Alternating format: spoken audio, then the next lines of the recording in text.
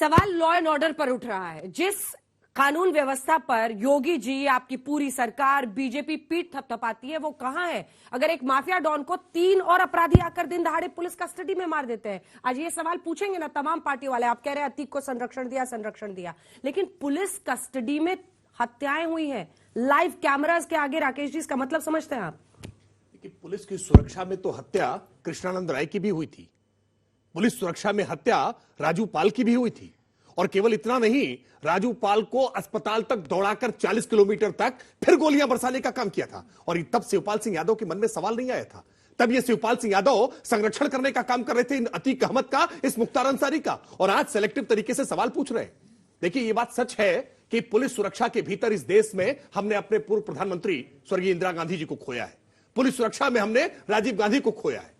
Police सुरक्षा में कोई पहली हत्या नहीं हुई जितनी हाय तौबा मचाने का काम आज विपक्ष कर रहा है। 2 दुर्दांत अपराधी मारे गए हैं। 2 अपराधियों के मारे जाने पर इतनी हाय तौबा, और 2 निर्वाचित हमारे विधायक 2005 में समाजवादी पार्टी शासनकाल में मारे गए, तब यह सवाल नहीं उठा था। और पुलिस सुरक्षा करते करते राघवेंद्र सिंह और संदीप प्रसाद, ये गनर की हत्या हो गई, तब ये विपक्षी दलों के सवाल नहीं आए थे। ये सेलेक्टिव तरीके से केवल मजहबी तुष्टीकरण के लिए वोट बैंक के आधार पर सवाल उठाने वाले लोग हैं, और इसीलिए इनके सवालों से जनता सरोकार नहीं रखती है। जनता ये जानती है कि उत्तर प्रदेश में योगी आदित्यनाथ सरकार ने माफिया तंत्र की कमर तोड़ने का काम किया है। घनश्याम जी, अतीक अहमद को आप ही लोगों ने पाल पोस कर इतना बड़ा माफिया बनाया था। यह आरोप लगता है आपने उसको सत्ता की वो ताकत दी जिसके दम पर वो खुलकर अपना साम्राज्य चलाया यूपी में।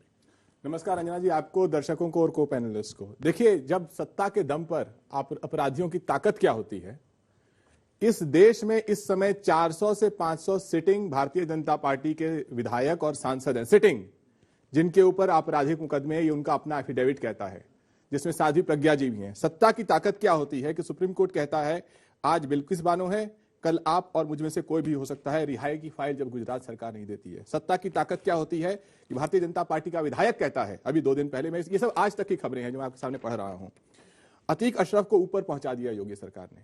सत्ता की ताकत क्या होती है कि देवरिया में उससे कुछ दिन पहले इनका विधायक बोलता है माफिया डॉन, उत्तर प्रदेश का सबसे बड़ा mafia don, Bharatiya Janata party का विधायक कह रहा है मुझे 51 लाख रुपए चंदा देता है, लोग ताली बजाते हैं। सत्ता की ताकत क्या होती है कि हम अखबार में देखते हैं कि गुजरात में बाबू बजरंगी, मुझे लगता है भारतीय जनता पार्टी का नया मैस्कॉट है बाबू बजरंगी, जिसने ये आज तक ने लिखा था कि दरिंदगी की दास्तान ये है कि उसने एक गर्भवती महिला का पेट चीरकर अजन्मे बच्चे को मसल दिया, और उसने कहा मुझे महाराणा प्रताप जैसी भावना आ रही है। और ये उसके साथ जो खड़ी है माया कुडनानी की गवाही कोर्ट में कौन देता है?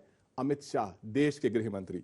तो सत्ता की ताकत ये होती है। लेकिन सवाल ये है कि आसमानी फैसला, जो इनके वित्त मंत्री कहते हैं, इनके सबसे सीनियर विधायक हैं, इस सरकार को आसमानी फैसला क्यों लेना पड़ा? ये सरकार ने इसलिए आसमानी फैसला लिया क्योंकि इसके वर्तमान नेता, जम्मू कश्मीर के तत्कालीन गवर्नर, उन्होंने कहा कि प्रधानमंत्री, ये भी आज तक नहीं लिखा, कि सत्यपाल मलिक ने कहा कि प्रधानमंत्री जी की सरकार से सीआरपीएफ जहाज मांगता रह गया। सैकड़ों अपने छुटभैया नेताओं को जहाज देकर 10,000 करोड़ का चुनाव प्रचार कराने वाली भारतीय जनता पार्टी सीआरपीएफ को जहाज नहीं दे पाई, और इसीलिए शहीद के परिवार भी आज इनसे पूछ रहे हैं। तो सत्ता की ताकत यह है कि जो प्रमुख खबरें हैं उसे इस तरीके से दबाया जाए कि कुछ सेंसेशनल चीज उस पर हावी हो। इसीलिए शायद इनका विधायक कह रहा है कि योगी सरकार ने ऊपर पहुंचा दिया। यह है सत्ता की ताकत। तो अगर इन्होंने एयरक्राफ्ट नहीं दिया, अगर इन्होंने माया कुडनानी के लिए गृह मंत्री अपीयर हुए, तो आपका 4 बार टिकट देना विधायकी के लिए और सांसदी के लिए जस्टिफाई हो जाता है? बिल्कुल जस्टिफाई नहीं। तो आपने सवाल का जवाब ही नहीं दिया साहब। बिल्कुल जवाब दिया।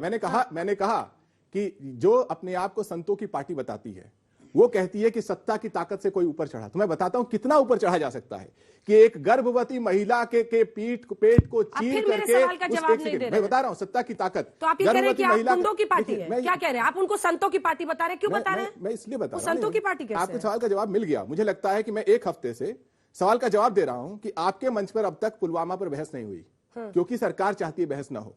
आपने सवाल पूछा है ना, जवाब ले लीजिए। बिल्कुल, मैंने 1 हफ्ते से कहा है, और मैं दावे के साथ कह सकता हूं अगले 1 महीने तक कोई भी चैनल पुलवामा पर प्रधानमंत्री से जो सवाल पूछा गया है, जो मैं नहीं पूछ रहा, शहीद सैनिकों के परिवार पूछ रहे हैं, कोई चैनल उस पर बहस नहीं करेगा। संसद में बहस नहीं होगी। क्यों? क्योंकि बहस में यह सनसनीखेज बात दिखानी है कि एक सरकार के संरक्षण में, जिस सरकार ने 10,000 एनकाउंटर किए हो, 3 नौसिखी आते हैं, वो बजरंग दल का कार्यकर्ता है जो उनको लीड करता है महाराज ललेश तिवारी, वो गोलियों से भून देता है, 18 राउंड चलते हैं और 10,000 एनकाउंटर करने वाली पुलिस 1 राउंड फायर नहीं करती है। यही सत्ता की ताकत घनश्याम है। जी, क्या तथ्य है आपके पास जिससे आप ये साबित कर सकें जो सत्यपाल मलिक ने आरोप लगाए हैं वो सही है? सत्यपाल मलिक तत्कालीन गवर्नर थे। मैं आपसे पूछ रही हूँ आपके पास क्या तथ्य है, मेरे ख्याल से ये क्योंकि आप मीडिया को चुनौती दे रहे हैं। अगर आपके पास तथ्य है, मैं आपको चुनौती देती हूँ, दिखाइए। शहीद 4 घंटे बहस करेंगे। परिवार पूछ रहे हैं, ये बताइए। मैं कहती हूँ 4 घंटे बहस करेंगे। शहीद के परिवार पूछिए। और अगर आप मैं कहती हूँ 4 घंटे बहस करेंगे। आप सबूत दिखाइए। अगर मीडिया में हिम्मत अरे है आप तो अपनी हिम्मत की बात कीजिए ना, मैं आपसे पूछ रही हूँ। अब चीखना बंद कीजिए। हिम्मत है तो आपको मैंने पूरा बोलने दीजिए। इधर उधर घुमाए नहीं। अगर इधर उधर मत देखिए, मुझसे नजर मिलाइए। मिस्टर घनश्याम तिवारी, अब ध्यान से सुनिएगा मेरी बात। मीडिया की आप बात करें, अब सुनिए, फिर चिल्ला रहे आप लगातार। मैं आपकी बात के जवाब दे रहा हूं। आप पहले अपनी पूरी बात सुनी नहीं है, आप पहले सुनिए। सत्यपाल मलिक ने अगर आरोप लगाए हैं, वो इंटरव्यू आप सुनिए पूरी बात। मगर नहीं आरोप लगाए हैं। प्रॉब्लम क्या है आपको? अगर मगर नहीं सुनने की ताकत रखेंगे?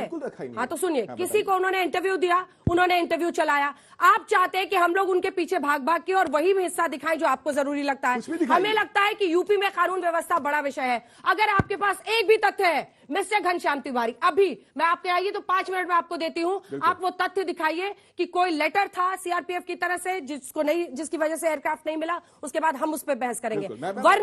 वरना वही सत्यपाल मलिक आज पाकिस्तान के विदेश मंत्रालय के लिए लकी मास्कट बन गए हैं। वो चिट्ठी जारी करके सत्यपाल मलिक की प्रशंसा कर रहे हैं। आप ये चाहते हैं कि पाकिस्तान के हाथ में खिलौना बने देश? प्लीज सुनिए, ये इंटरव्यू पढ़ेंगे। आज तक की वेबसाइट पे ये खबर है, आप सब लोग देख सकते हैं। पुलवामा अटैक, सत्यपाल मलिक के दावों पर घमासान। सत्यपाल मलिक जम्मू कश्मीर के केंद्र शासित मुझे पता था प्रदेश बनने से पहले यहाँ के आखिरी राज्यपाल थे। जवाब नहीं देना है अतीक अहमद पर। आखिर अतीक अहमद पर जवाब नहीं देना। जिस वक्त पुलवामा हमला हुआ उस वक्त भी वो राज्यपाल के पद पर आसीन थे। एक इंटरव्यू के दौरान सत्यपाल मलिक ने उस वक्त के गृह मंत्री, ये आज तक पे है।